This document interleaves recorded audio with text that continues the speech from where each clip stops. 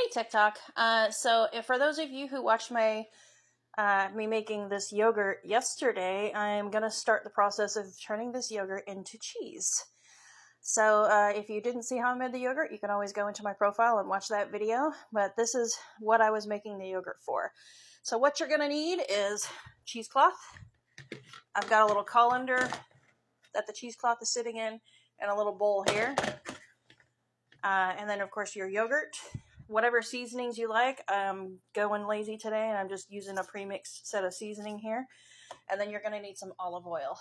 Now, you're not going to actually, and salt, of course. I am actually using some pink sea salt with some serrano chili ground up in it. So you're going to need the yogurt and the salt right now. You're not going to need your herbs and olive oil until 3 days later, okay? Because you have to let this drain off the whey for 3 days minimum. Depends on how firm you want it to be. I want it to be like soft, like a light cream cheese, okay? So we're not going to worry about this stuff today. We're just mixing this in here right now. And then I'll just end the video after this first step here, and then in 3 days I'll show you what we do next. And that's when we'll be bringing in the olive oil and the herbs. All right, guys? So here we go. First, we are going to take our yogurt and we're going to pour it into this cheesecloth here. We're going to add a little bit of salt in there, about a teaspoon of salt for all of this yogurt. This is roughly about a half a gallon. So there's salt to taste. All right, give me just a moment while I get these jars opened.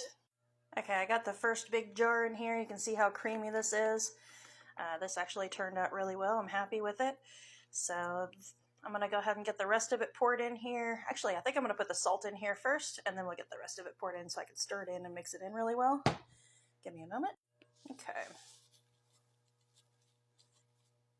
There we go. I'm going to go ahead and mix this in. I want it to be salted. The last batch I made, I don't think I put enough salt in. It just came out really mild.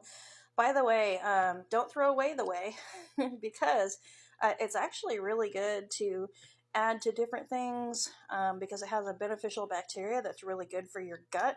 I like to mix it in when I cook food for my chickens as it's cooling to be cool enough for them to eat. I'll put the whey in there so it gives them that beneficial bacteria for their gut. But it has a bunch of other uses too. Alright, so I'm going to go ahead and get the rest of this yogurt in here, put some more salt, mix it up, and I'll show you what's next. Alright, I've got the yogurt in here. I've got the salt and the pepper seasoning in there that I wanted, so it's nice and salted. Next thing we're going to do is we're going to pull up these sides, and we are then going to tie it off. And I've got like an S-hook thing that I can do to hang it from my counter over my sink for 3 days. Or for those of you that don't have that, you can just have it in your colander and have it in a bowl where it's not touching the bottom and just keep dumping out the whey as you go. And like I said, save the whey. I have like those little silicone trays and I can pour it in there and freeze it and then put it in a bag, and you can add it to soups and things just to give it some extra beneficial bacteria for your diet. So I'm going to go ahead and get this gathered up. Alright, so I cheated and I used a zip tie to secure this on the hook because my hands are crap and I have a hard time tying things. Something that you need to know is you don't want to squeeze this too hard because you don't want your yogurt squishing out of the cheesecloth, okay? So now I'm just going to take this over to my sink.